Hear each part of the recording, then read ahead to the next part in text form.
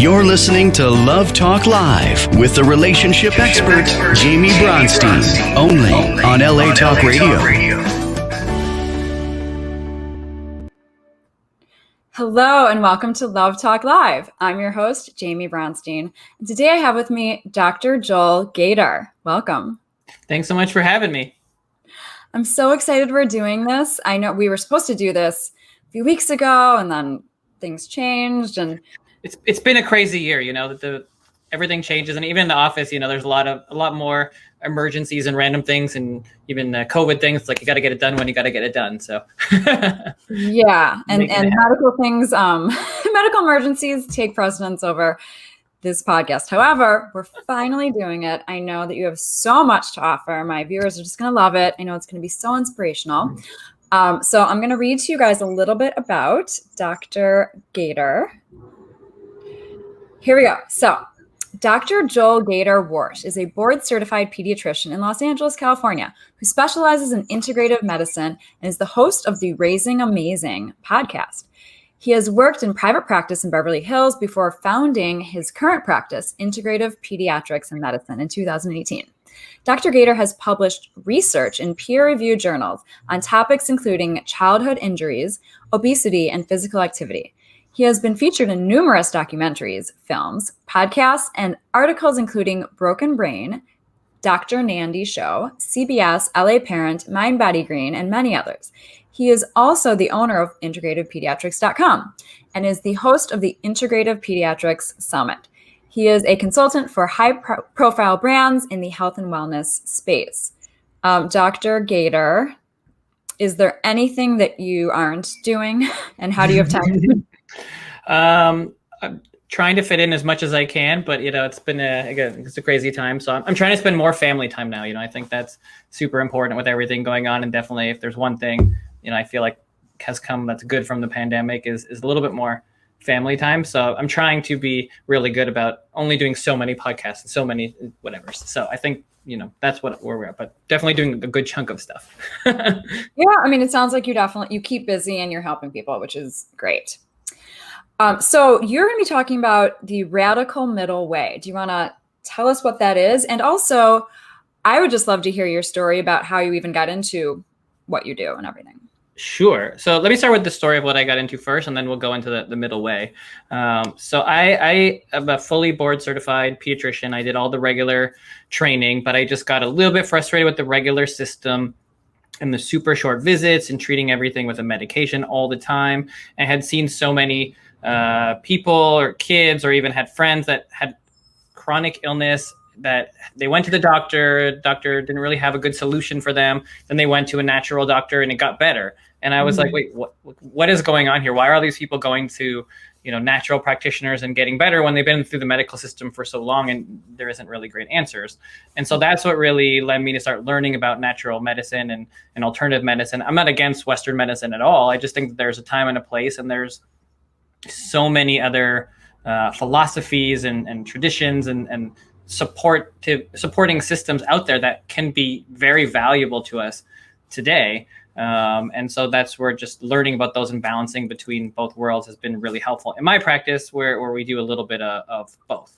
So that's kind of how I got here today. And just in general, when I first started, I wasn't sure how that was going to go, but it really seems like people are, especially in Los Angeles, people are really starting to get into alternative medicine, and they're really understanding the benefits that you can find from that. And so people are seeking it out, and we got busy really, really fast, which is great. And lots of celebrities come to the office, and politicians and all sorts of crazy, interesting people. And I was like, wow, this is really cool. It seems like people are really into this.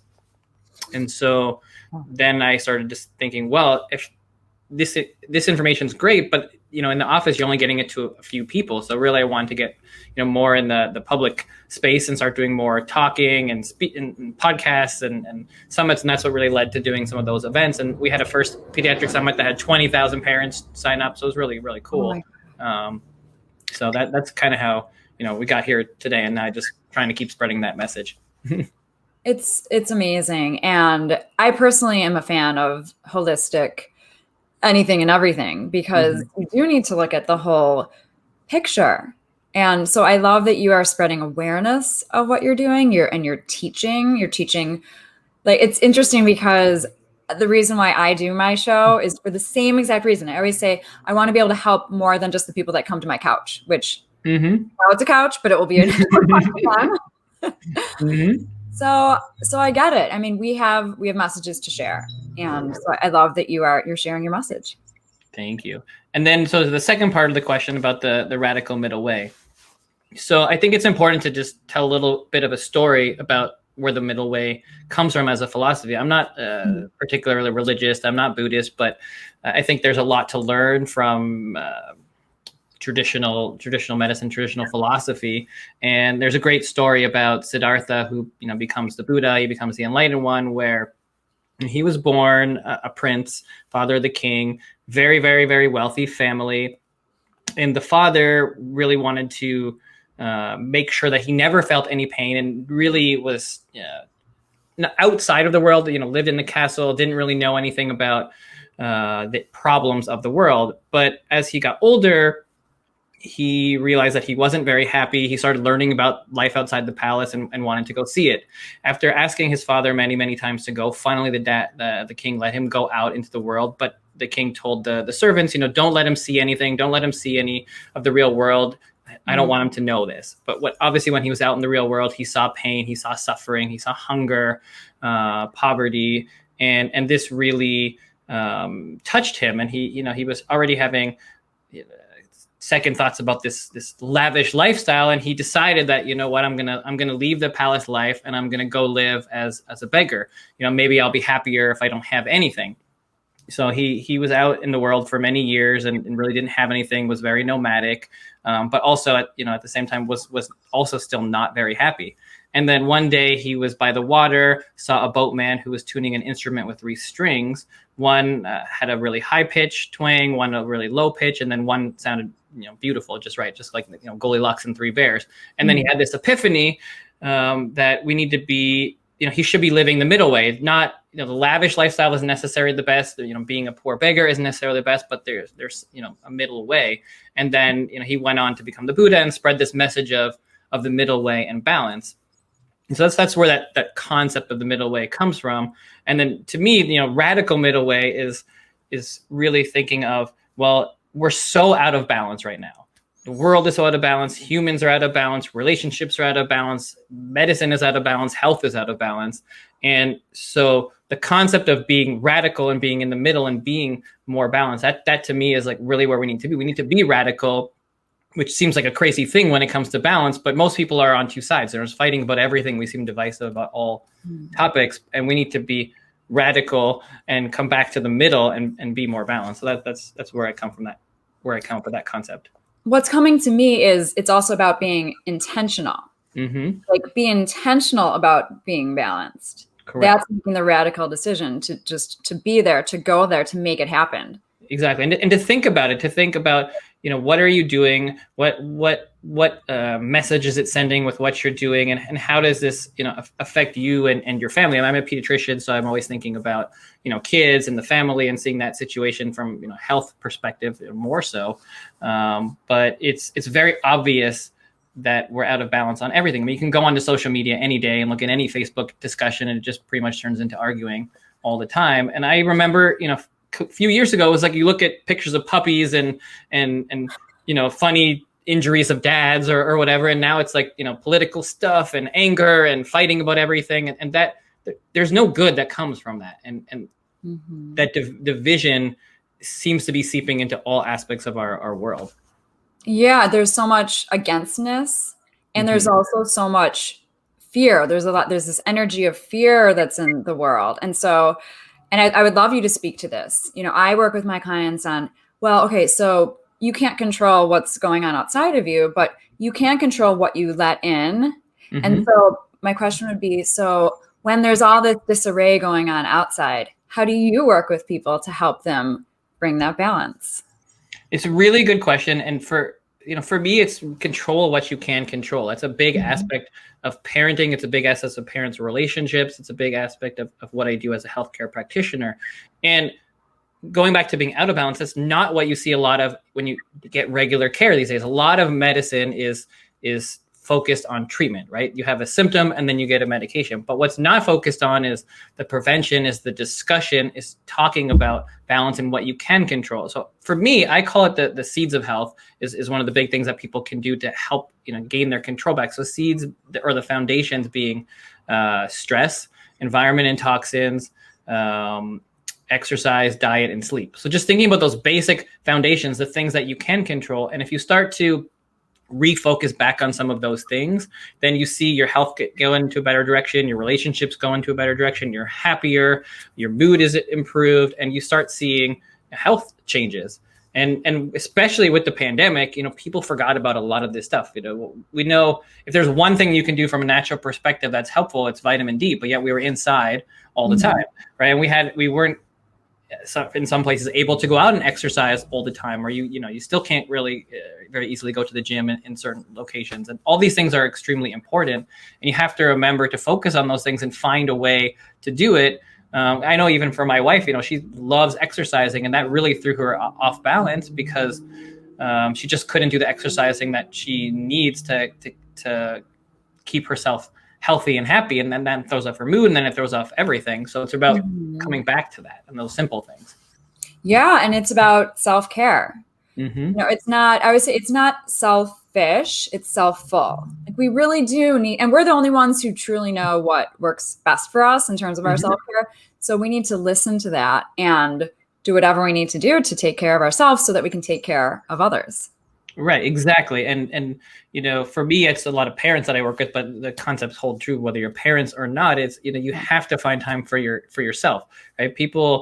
We're all so stressed. I mean, the world is stressful as it is, but then the pandemic threw gasoline on the fire, and we have to remember to take time for ourselves no matter what's going on out there, because you can't be a good parent. You can't be a good husband or wife or partner if you aren't taking care of yourself. You have to make sure to take care of yourself first, and then you can take care of the relationship or your children. You got to do both, I think, but you can't. We get so out of balance when we just focus on making sure our partner's happy or making sure our children are happy versus taking care of ourselves. And a lot of, we remember, like, what's the most important thing to a kid is to have a happy parent, to have a good relationship with their parent. That's what they care about most. So if you're not taking the time to, go for a walk outside, get some exercise, eat right, prepare your meal, one meal that you don't prepare, it's not a big deal. But if over a whole year, you're eating out all the time, you're not eating healthy food, you're not exercising, that affects who you are. That affects your health. That affects your mood. That affects your life. Yeah. I mean, we are what we eat. We are what we eat. We literally are. Exactly. Literally. Yes. Yeah. So important. And as you were talking, I'm just thinking that something that I always say, happy me, happy we. Exactly. Okay. Well, since we were just talking about relationships, what do you think, what's your advice for people when it comes to restoring balance within your romantic relationship? We just went through this pandemic. There's so much togetherness time that what I've been talking about a lot is that the lines have been blurred between like work self and then also romantic togetherness. So I'm wondering, like, in your world, what you've been talking about with people, just about how to have that balance in your relationship, balancing the work and the life and the kids, blah, blah. Yeah, I think I have a pretty unique perspective on relationships, because I see parents all the time, and I see what they're going through from the medical visits and just kind of over time seeing things change. And I feel like over the last year, obviously the pandemic. Well, no, for sure, the pandemic has affected everybody, and mental health has been severely affected. People were more depressed, they're more anxious, they're having all sorts of mental health issues that they maybe were never having before. And there's just huge fear about their own health, about their parents' health, about their kids' health that we never really had before. I mean, there's always some concern about health, but I think that it's just so hyper-focused because of social media and seeing it all the time, that has become a major stressor that was never there before, compounding all the other stressors, like how am I going to provide for my family? How am I going to make money? I lost my job. All the other things that people have gone through. And so relationships between parents or couples or partners, I think that's taken a back seat. It's really taken a back seat. Like anything for humans, we do what we need to do in the moment to survive, right? Just like the fight or flight response, you do what you need to do with, you have a cortisol surge and epinephrine and all the hormones that keep you alive. Like if a tiger's coming to get you, but we're not necessarily having a tiger come to get us right now. These are more long-term issues. And so that's something that I think now, as hopefully things are starting to continue to improve, we have to go back and say, okay, I've been in this stressed out state for a long time. We, haven't been focusing on a relationship. We have, been at home for almost a whole year. We haven't seen people. We have done, we've had a very different lifestyle. We have to identify that and acknowledge it and try to take small steps to go back, to some sense of normalcy and decrease that stress. That might mean turning off your social media, right? Turning off the news, turning off social media. Stop, hearing every single piece of news every 5 minutes that says the world's going to end. You got to turn that off and have some breaks from that. Second, you have to spend some time focused on the relationship. And if you've been, at home forever, maybe it's time to take a vacation. Maybe it's time to take a trip, even if it's a road trip to the middle of nowhere. Just spending time doing some of those things that you were doing before that we took for granted. And if there are things that make you happy, like gardening or dance or exercise, well, hopefully some of those things are opening back up now. And, don't feel bad about taking the time to do that, because you have to work on these things, and we've moved in one direction and we have to go back now. This was such an extreme year, right? It was so out of balance in terms of everything that we had to deal with. But it's not the normal. And, there's been so many crazy things that happen in the world over time. There's been a Holocaust, there's wars, there's famine, there's tornadoes, there's all sorts of natural disasters and things that have happened. But it always, we always have a terrible time and then things end and it gets better. And so I think you just have to remember that this is going to end. Things will get better. And so slowly now, as you can, as is reasonable with wherever you live and the time that you have and the finances, you start to take those steps back to a focus on your relationship, because it's really important and you can't neglect it forever. Or everybody ends up with my wife or you. And, I said divorce attorney, and the divorce rate went way through the roof, right? It was nothing for a while, and then now it's crazy. And my wife is, phone rings off the hook all the time, because you really, when you're a divorce lawyer. She's a divorce lawyer. Yeah. So if you're stuck with one person for a whole year and it's not the right partner, it's gonna the cracks will break through at that point. So I think you'll see it. I keep saying that COVID doesn't cause divorces. These are things that were already there that, it's meant to be. I believe everything's meant to be. Everything happens in divine timing. Mm-hmm. And so if someone is going to discover that they're going to be getting divorced because of this time, I just believe it was a matter of time. Mm-hmm. I agree. I agree totally. And I just think that because of what everybody went through, it's put a lot of pressure on relationships, because you're stuck in theory in the same room, the same house, whatever amount of space you have with that one person for a full, you're not going to work. Maybe maybe your kids aren't in school. You're having to deal with many more issues than you ever had to do. So it's putting all of those pillars of a relationship really into play in a very hyper-focused, hyper-drive kind of way. And so those things shine through. And if you don't have the teamwork, if you can't compromise, if you aren't in the same place, if you don't have the same values, that's going to show during this time, I think, more than anything. And that's what I think we have seen is just here. We've come to the realization maybe faster than you would have, because you had to handle stresses that you never would have had to handle before in a short amount of time. Yeah. I mean, it's in your face. There's nowhere to go. And smart people will look at those things instead of not looking at them, because you have nowhere to physically go. And this is the person to talk to. It's turning inward versus going elsewhere and turning outward to really look at what's going on in your relationship and communicate.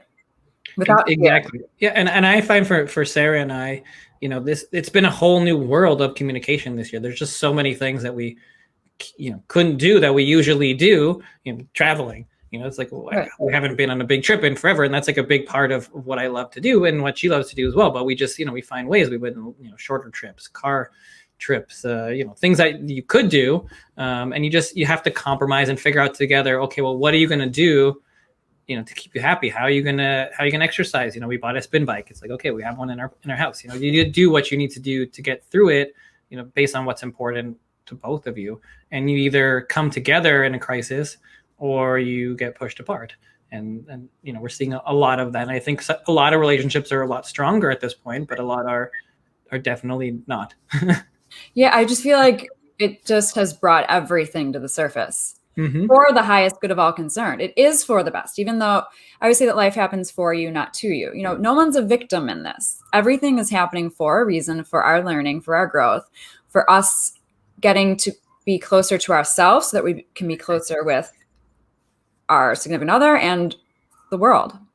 Yeah, and you're always going to have bumps along the way. I mean, this was a big bump, right? But everybody's going to have things that are thrown at them, and it's really just about how you respond to those things, how you respond as a person, how you respond as a couple. No couple is going to go 50 years together and not go through some crises, with death in the family or sickness or whatever. I mean, everybody's going to go through that over a marriage. So you really have to, it really just depends on how you respond to it. And the pandemic to me is no different. It's just, this is something that I don't think that I in my entire lifetime have seen anything like this. I think this is one of the biggest issues probably for our generation, if not the biggest. But there's always things. I mean, there's a lot of people that have had worse problems in their life than the pandemic has brought for them. So there's always something, and it's just how you respond. One of the greatest things about everything that's gone on, bless everybody's souls who has lost a loved one and who has left this earth, is this is one experience that goes across race, gender, socioeconomic status. Like, everybody has experienced this. And so in so many ways, it has brought us as a society closer together. Yes, there are so many things that are so against us at this time. But in terms of relatability, everybody experienced this. Everybody did. Everybody did. Everybody went through a hardship, and we all went through it together in a way. But it's it's an interesting thing, because I talk about it a lot on the podcast as well. Because we focus a lot on the mental health aspect of things, which I think is very relevant here. Is that we have been isolated to a degree, right? People were at home, a lot of Zoom calls. So yes, we had some connection, but it was very different. But what I have seen as a doctor, which is different than I think most people, is I still see people all the time, right? I even through the pandemic, I was still working and still seeing people every day. And it's very it was a common thing to see everybody was going through very similar mental health concerns. And most people think it's them, but it's not true. We're all going through it together. We're just not necessarily experiencing it together, but we're experiencing very similar things. And I think there's a lot of power in knowing that you're part of a tribe, part of a community. You're not the only one. And just the more that we talk about it, the more that we discuss it, I think the more that it helps people, because they realize, okay, everybody else was having trouble too. My kids watch more TV than normal. Okay, I guess that's fine. Everybody else's kid watch more TV. I was a little bit more sad over the last couple of months. Well, maybe it's not my husband. Maybe it was me. Maybe I was just sad. Maybe everybody was sad, and it's not their fault, and I should give them a little bit more break. Or maybe my husband or wife or partner was I wasn't realizing what they were going through, what issues they were dealing with, and the way that they were acting maybe not, wasn't the way that I would do it, but I understand what they are going through, because everybody's going through something. And that understanding and that acknowledgement, I think, can help open discussions and help the healing begin. It's compassion. I feel like our level of compassion has risen, and hopefully it stays there.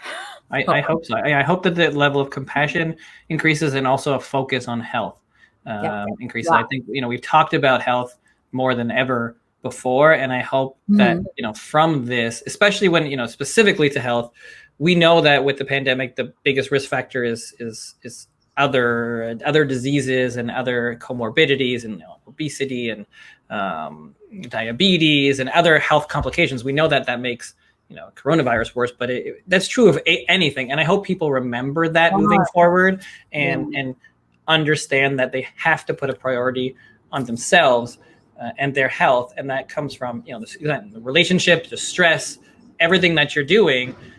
You have to prioritize that, because at the end of the day, if you aren't, you're going to be susceptible to whatever comes our way in the future.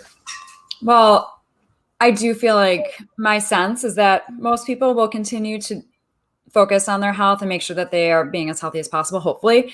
And regardless, we just know that we can still share that message and spread that awareness to just make sure that people stay healthy. And for me, I hope that people stay germophobic, because I've always been a germaphobe, and I love getting in an elevator now and seeing other people like use a wipe, or like, I don't even use an elbow, like, but I don't have to be the only one doing this now. So I hope that people stay germophobic also. I think that we're going to see that. I like everything we talked about, it's all about balance, and you don't want to be too germophobic, right? Because you still want to go out in the world, and you still want to be able to be around people. And, I hope that we can, hug again and shake hands and all those things on a regular basis, because I think that is important, in terms of connection as well. Even, as it goes to relationships, if you're like super, super, super germophobic, then it's like, it makes it really hard to be in a relationship. Right. Be around somebody or get a hug. So I think, it goes both ways. But I think people were so complacent for a long time with their health. I mean, even just as simple as like going to work sick, it's like, please stay home. Like, if you're not feeling good, let's appreciate and understand that we should be allowing people to have more time off if they need to. If you're not feeling good, people shouldn't take advantage of it. But I think it's important that if you're not feeling good, stay home. If you do have symptoms and you must go out somewhere, I think it's fine to wear a mask. Wear a mask. It doesn't have to be just a pandemic thing. I think if you have to go somewhere, so be it. But I think that, at the end of the day, bacteria and germs are good too. There's a good and a bad, right? We're made up of bacteria, so we don't want to be completely germophobic. We don't want to wipe everything down.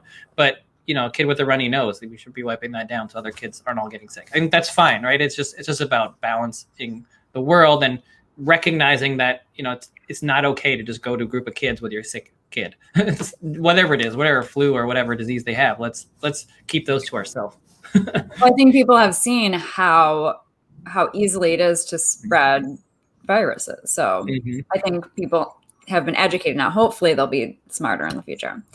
Yeah. Okay. We're almost out of time. I want to talk about, I know you wanted to talk about nature and the plant. So I think that all goes together in terms of balance, but we're very clearly out of balance when it comes to the planet with all of these things. I mean, we lack an awareness of where our food comes from, how things are made, what pollution is doing to everyone, what the toxins in the world are doing to everyone. And chronic disease is skyrocketing. I mean, almost 50% of kids have a chronic disease at this point. And more than that as adults, more than 50%, are on medications. And so we're clearly out of balance. And I was watching the David Attenborough, his latest special, and he was showing, Chernobyl, and he was talking about how this is like a crazy experience, and we've done so much damage there, but then you show it now and it's all green and everything's growing back. And we saw that actually. He's like, we have to make a decision as to how we're going to handle the planet. The planet's going to be okay. It's just whether, we're going to decide whether we want to be a part of it or not. We're so disconnected from nature. We don't know where food comes from. We don't grow our own food anymore. We ship things across the world. We just take so much for granted, and we can only push the planet so far. And our health is intimately connected with the planet's health, and we're not going to be healthy, unless we fix where we're living. And the classic example is like the fish bowl. You have a fish in a tank that's full of chemicals, and it's all cloudy versus the other fish tank. You can't give that fish medicine to make it better. You got to clean the water, right? And that's the same thing for us. We're just really smart fish or really smart plants. We need healthy food, we need healthy air, we need water. It's got to be clean, it's got to be toxin free, and we're just completely surrounded by chemicals all the time. And so I think just, in general, when we're talking about balance, that's a huge place to focus on over the next 10, 20 years. Because we saw how much healing the planet did, even in just a few months when we were in the pandemic. I mean, it's crazy. Not as much. It's not Los Angeles had the best pollution day it had on record ever during the pandemic. Yeah. It shows you how amazing and resilient the world is.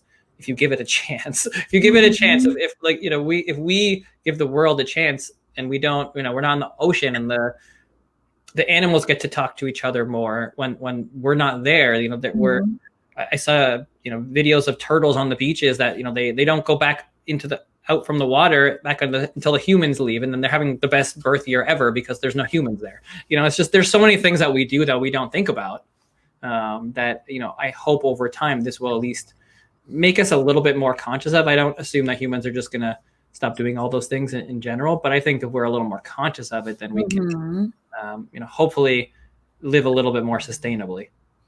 Yeah, well, being conscious and aware is the first step. And when I was just thinking about how there was less driving and less pollution, and it's also like that there was just a slowing down. People just stopped running all the time. And we've seen we can work from home. You can't always, but a lot of people can work from home. We don't have to drive as much. Right. We don't have to be constantly running from meeting to meeting and making ourselves crazy. It is about slowing down and balance. Exactly. And you know, people forgot about family, forgot about being home. They forgot about, you know, all those other things that we just, you know, you just take for granted now. And you don't necessarily need to drive to work. Maybe you don't need to work as much. Maybe you do. And everyone's a little different, but you know, 5% of people don't drive to work anymore. And, you know, some people spend more time with their family and some people spend more time with gardening. And, you know, a lot of people have moved out of cities. And, you know, if that trend continues, then hopefully that will just continue to pick up steam. And every little bit helps. You know, it doesn't have to be all perfect, but if we decrease pollution by 1%, that's, you know, it's good. It's very good. You know, everything that we do is good. So there's no, you know, and even coming back to your own health, it's not that you have to do everything, right? We don't have to do everything for the planet. We don't have to do everything for health. You don't have to eat, you know, healthy every single day and exercise for 3 hours every day. You don't have to do it all, but every little bit helps to keep you healthier and keep the planet healthier. And to keep you in balance. Exactly. Radical balance. Okay, so anything else you'd like to add and etc. Also, I would love you to promote your podcast, everything you have going on, etc. Sure. So a couple places you can find me at Instagram, Dr. Joel Gator, or you can go to integratedpediatrics.com. We have a free immunity and wellness masterclass there, so you can go download that. And then the podcast is the Raising Amazing podcast. I do that with Serena Vincent. She's an actress. She's one of the Power Rangers. She's an amazing woman, actress. And so we kind of blend the best of the celebrity world with the medical world. We got lots of celebrities on, and we have lots of practitioners on. Like we had Malika Chopra, Deepak Chopra's daughter. We had Ian Smith, who's the host of The Doctors. We have Kyla Pratt, who's an actress. So there's a whole bunch of, you know, all different worlds. We kind of bring it together again with balance to talking about celebrity and fun things, and also talking about medical, and it's all in the parenting world. I love it. Okay. So anything else you would like to add? Any final words, inspirational words to people? And then I have a question for you, actually. Yeah. The thing I always want to leave people with is it's going to be okay. You know, there's so much research out there about disasters and pandemics and war and all of these things. And people end up okay. Most people end up okay. Most kids end up okay. We know that more than 50% of kids in every study that's almost ever been done don't have any long-term effects from any of these things. And then another 25% have very short-term, effects. So just keep that in mind. I think that's empowering to know that, you know, kids will be okay. We will be okay. We will get through this, and just, you know, keep the positivity and keep working, you know, towards getting back to some semblance of where things used to be, whether it's relationships, whether it's your health, whether it's your family, because together we will come out of this. We will come out stronger. And this will be over, hopefully soon.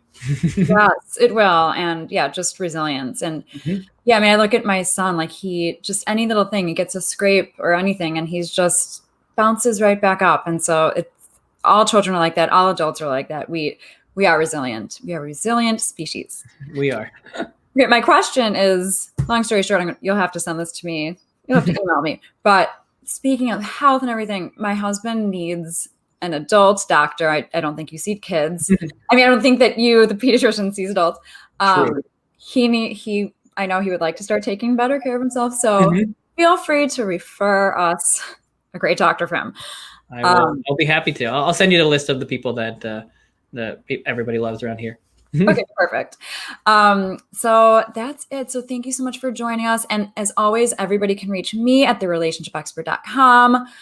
Dr. Gator, Dr. Joel Warsh Gator. Gator name, that is so fun, especially kids with the alligator. Lots of alligators around. So fun. Well, thank you so much for joining us today. And you're amazing. And thank you everyone for joining us. Join us every week on LA Talk Radio, Love Talk Live. Thanks so much, everyone. Thank you.